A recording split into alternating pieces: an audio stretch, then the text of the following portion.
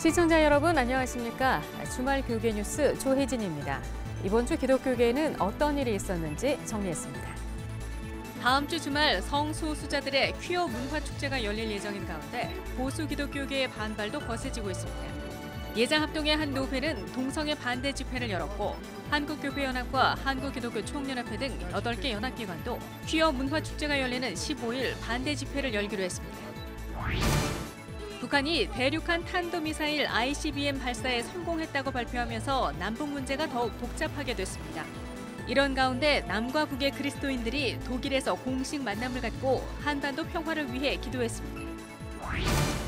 인사비리 논란으로 촉발된 감신대 총장 공석 사태가 1년 가까이 계속되고 있습니다. 지난 5월부터 총장 선출에 나선 감신대 이사회는 총장 선출을 시도했지만 또다시 실패했습니다. CBS와 국민일보, 한국교회 23개 교단이 참여하는 나부터 캠페인이 교회를 넘어 사회개혁운동으로 확장되고 있습니다. 정세균 국회의장이 정치권에서는 처음으로 나부터 캠페인에 참여했고 바른정당 이해훈 대표도 동참했습니다.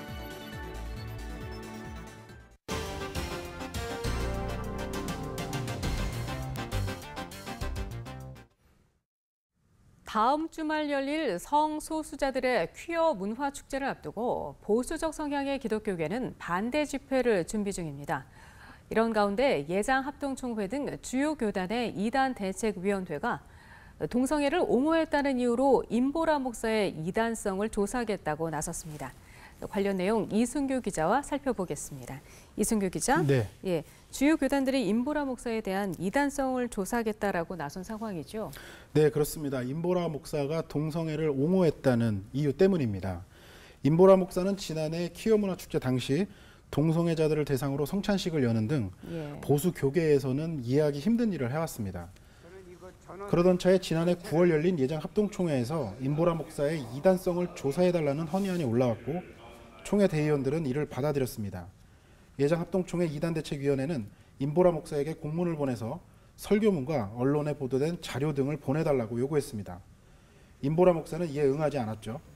예장합동총회 이대위는 오는 9월 열리는 교단 정기총회에서 임보라 목사의 이단성 연구 결과를 발표할 계획입니다.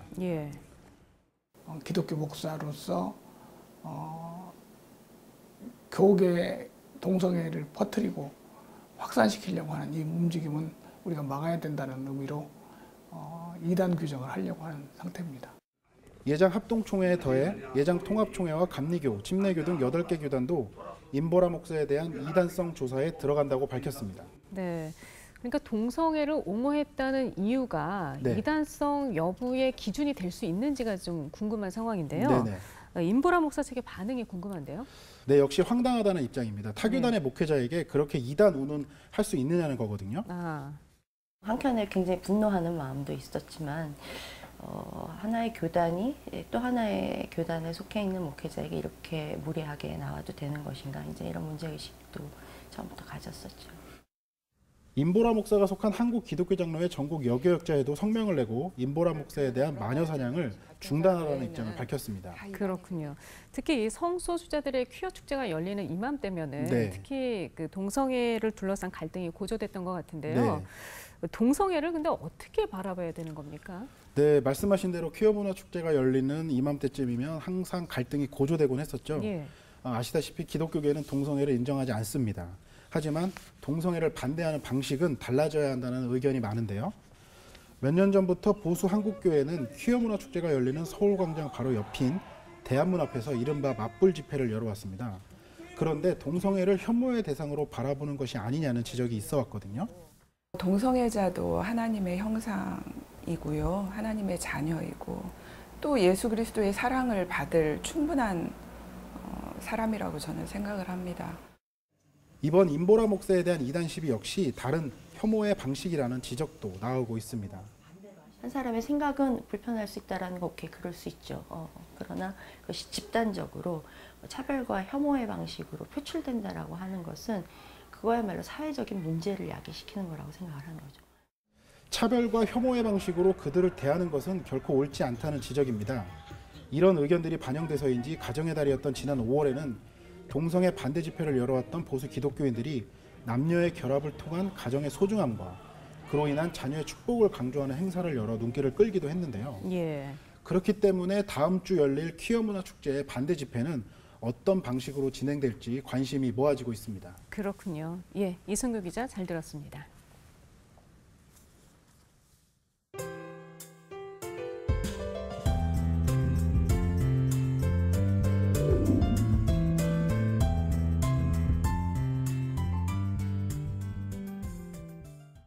CBS가 예수는 역사다라는 영화의 개봉을 앞두고 교계 목회자들과 기독 연예인들을 초청한 가운데 VIP 시사회를 열었습니다.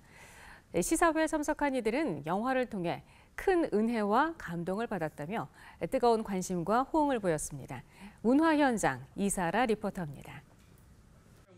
미국의 유명 언론사 중 하나인 시카고 트리뷴의 저명한 기자 리 스트로벨이 예수 부활 사건 취재에 나섭니다.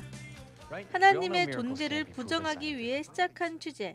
기자는 예수 부활의 역사적 증거들을 발견해가며 혼란에 빠지게 되고 결국 예수 그리스도를 인정하게 됩니다.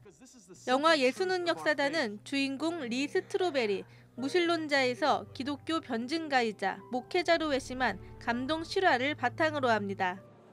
CBS는 이번 영화 개봉을 앞두고 교계 목회자들과 기독 연예인 등을 초청해 VIP 시사회를 열었습니다. 시사회에 참석한 교계 목회자들은 한국교회 성도들이 꼭 봐야 할 영화라고 말했습니다. 믿음을 전하는 것이 그렇게 힘들다면 꼭 한번 또 보셔야 되겠고요. 정말 이 시대 예수를 전할 수 없다고 낙심한다면 치열하게 한번 스스로 고민해보고 반드시 한번 이 영화의 주인공 우리 리 스트로벨처럼 한번 도전해볼 만한 일이라고 생각합니다. 우리가 예수를 믿는다는 것은 논리가 증명되고 증거가 있어서 믿는 게 아니고 하나님의 전적인 은혜와 그분의 일방적인 사랑이 우리에게 믿음을 주시는 거죠. 너무너무 귀한 영화. 꼭 우리 성도님들에게 한번 권하고 싶습니다. 특히 목회자들은 전도 대상자와 함께 보면 좋을 영화라고 추천했습니다. 영화를 보면 저절로 살아계시고 오늘도 역사하시는 하나님을 경험하게 될 것입니다. 특별히 전도 대상자들과 같이 오면 더 없는 좋은 영화가 될 것이라고 우리 그리스도인들에게 추천하는 바입니다. 기독 연예인들도 영화를 통해 은혜를 많이 받았다며 칭찬을 아끼지 않았습니다. 아름답고 잔잔하고 감동이 있는 영화 너무 잘 봤습니다.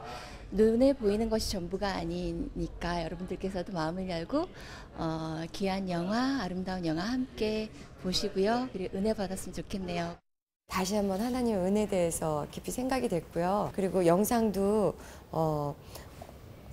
이렇게 너무 이렇게 믿는 분들한테 포커스가 아니고 안 믿는 사람들 차근차근 알 수 있게 해줘서 참 주변에 많은 분들에게 보여주고 싶은 마음이 들어서 저 개인적으로도 굉장히 기뻤고요. 하나님을 만나기 전에 시간들을 돌이켜보면서 맞아 나 그랬어 이러면서 돌아보고 굉장히 기쁘게 봤어요. 이 영화를 보면서 예수를 모르는 많은 사람들이 이 예수 사건에 깜짝 놀라서 모두 하나님의 사랑하는 자녀 크리스찬이 되시기를 바라겠습니다. 신앙인뿐만 아니라 새신자와 불신자 모두에게 깊은 은혜와 감동을 선사할 영화 예수는 역사다는 오는 13일 전국 극장에서 개봉합니다. CBS 뉴스 이사라입니다.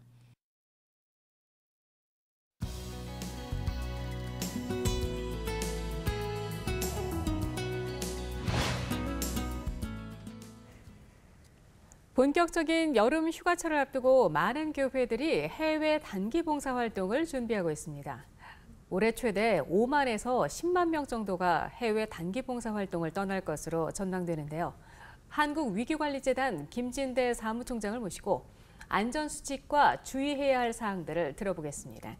사무총장님 어서 오십시오. 네, 안녕하십니까? 네, 앞서 말씀드렸습니다만 5만에서 10만 정도가 해외 단기 봉사 활동을 떠날 것으로 예상이 되는데요. 네. 주로 개별 교회에서 파송하는 형태가 되겠죠? 네, 일부 선교단체도 파송하는 경우가 있는데 거의 대개가 한국 교회에서 나가는 그런 단기 봉사 단원으로 볼 수 있습니다. 네, 지금 교회가 준비로 분주할 텐데요. 네. 해외에서 그 안전사고가 좀 해마다 발생하는 편으로 알고 있는데요. 어떤 사례들이 있습니까? 일반적으로 전체 단기 봉사 활동들의 그런 내용들을 파악하기는 어렵지만은 그래도 우리 한국 해외 여행 나가는 일반 국민들의 그 해외에서의 사건 사고 통계를 보면은 한 전체가 급증은 하고 있지만은 작년 같은 경우는 한 9,200건 정도 됩니다. 그래서 그 중에는 물론 단기 봉사팀으로 나간 분들도 포함되는 경우들이 있죠. 그래서 일반적으로 해외에 나가는 경우 우리가 만날 수 있는 여러 가지 자연재해라든가 혹은 그 나라의 정치적인 불안이나 치안 불안 등으로 말미암아 겪는 어려움도 있을 수 있고요. 또한 우리가 보통 말하는 범죄 사건, 사건 사고들 예를 들어서 뭐 도난이라든가 절도, 그다음에 폭행에 또 연루되는 경우 성추행, 또 수영하다가 익사사고, 주로 또 교통사고들도 많이 있죠. 그런 여러 가지 사건 사고들도 있고, 또 하나는 이제 질병으로 말미암아 혹은 전염병으로 말미암아 어려움 겪는 그런 사례들도 보고되고 있습니다. 네. 단기 봉사팀의 경우는 이제 단체로 움직이다 보니까 더욱더 주의해야 할 사항들이 많을 것 같은데요. 무엇을 준비를 해가야 할까요? 그 중에 이제 첫 번째로 꽂으라면 아무래도 우리가 나가서 사역할 국가와 지역의 여러 가지 정보겠죠. 그래서 그 나라의 여러 가지 인프라라든가 문화적인, 정치적인, 종교적인 혹은 치안 상황이라든지 또 우리가 만날 수 있는 어떤 위기 유형들을 사전에 분석하고 이렇게 정보를 얻을 수 있는 것이 아주 중요하잖아요. 그러기 위해서 결국은 외교부의 홈페이지라든지 국정원 홈페이지, 저희들 재단 홈페이지도 그런 내용들을 다루고 있는데요. 그런 정보를 얻어서 충분히 서로가 준비를 해야 될 것 같고, 그 다음에 이제 아무래도 선교단체나 또 위기관리 전문 단체의 교육을 받아서 모두가 참가하는 모든 사람들이 예방에서부터 문제가 발생했을 경우에 어떻게 적절하게 대처하고 또 은혜롭게 잘 마칠 수 있는가, 이런 교육 훈련들이 사실 필요하죠. 그리고 이제 나가는 모든 분들의 건강 상태를 잘 검진해서 현장에 나가서 문제가 발생하지 않도록 하는 것도 있고요.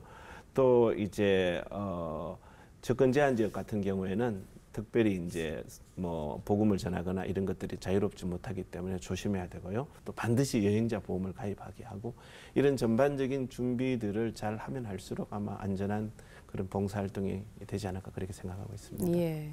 네, 위기관리재단에서도 사전 안전교육을 실시하는 것으로 알고 있는데요. 어떤 교육을 하고 계시나요? 일단 지난 6월 13, 14일 날 저희들이 지역교회 단기 봉사팀 리더들을 대상으로 해서 이틀 동안 세미나를 했어요. 그래서 정보를 얻는 방법들이라든가, 기본적인 안전하지 않잖아요, 해외가. 우리나라처럼 치안이 잘 돼 있고 이런 국가들이 많지 않거든요. 그렇군요. 그러나 우리가 나갈 경우에 우리나라처럼 이렇게 자유롭게 행동하다 큰일 나죠.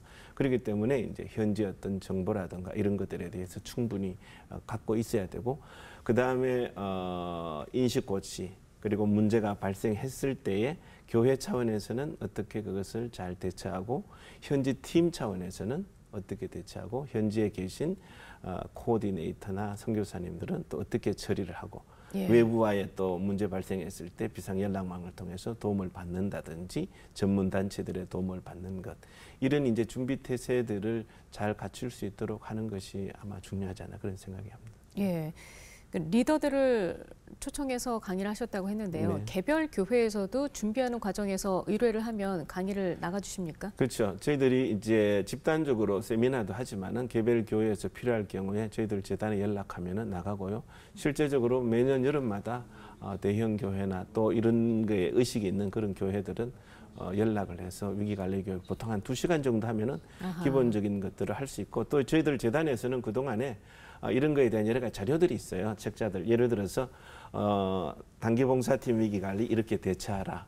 혹은 뭐 선교사 위기관리 표준 정책 및 지침서인데, 이 안에 지침서 중에 뭐냐면 단기봉사팀 위기관리 지침이 따로 있어요. 그렇군요. 그리고 또 하나는 이제 최근에 나온 선교사와 지역교회를 위한 위기사례 연구2라고 해서, 여기에 물론 대개가 선교사들의 위기 사건이 있지만은 단기봉사팀들이 가서 유발하는 경우도 많거든요. 아, 그래서 네. 여러 유형들이 있는데 이런 책자들을 참고하면은 단기 봉사 활동에 도움이 될 수 있을 거라고 이렇게 생각합니다. 네, 책이 유용할 것 같은데요. 어떻게 구입할 수 있나요? 저희들 재단 한국위기관리재단 치시면은 재단 홈페이지가 있는데요. 들어오면은 여러 가지 정보들을 얻을 수가 있습니다. 예, 알겠습니다. 또 일부 선교단체나 교회가 방문 국가에서 뭐 예의를 지키지 않아서 문제를 일으키는 경우가 좀 종종 있는 것 같습니다. 네. 예, 어떻게 준비를 하고 뭘 주의해야 될까요? 일주일이나 보름 정도 해외에 나가서 선교 현장을 방문해서 우리 선교사들의 사역을 살펴보고 또 다른 문화를 체험하고 현지의 분위기를 보고 또 우리가 할 수 있는 섬김이나 봉사 같은 것을 하는 그런 입장에서는 너무 공격적인 어떤 현지 법에 저촉되거나 현지의 정서라든가 종교라든가 예. 문화에 어떤 그 저촉되는 그래서 현지인들의 반감을 사거나 또 그런 것들이 연결되어져서 결국은 현재 범죄 집단이나 또 이슬람 지역 같은 경우에는 IS나 극단 테러 단체들에게 정보가 들어가서 그것이 오히려 큰 위기를 초래할 수 있는 그런 경우도 있죠. 그래서 주님을 향한 선교를 향한 열정은 우리가 넉넉히 이해하지만은 단기 봉사팀이라는 그 팀의 성격상 단기적으로 갔다가 체험하고 돌아오고 은혜 받고 이런 거기 때문에 반드시 이런 것들은 지켜줘야 좋을 것 같습니다. 네, 그러니까 단기 봉사 활동을 떠나기 전에 철저한 준비가 필요할 것 같습니다. 그렇죠. 네, 김진대 사무총장님 오늘 말씀 감사합니다. 네, 고맙습니다. 이상으로 CBS 주말 교계 뉴스를 모두 마치겠습니다. 시청해주신 여러분 고맙습니다.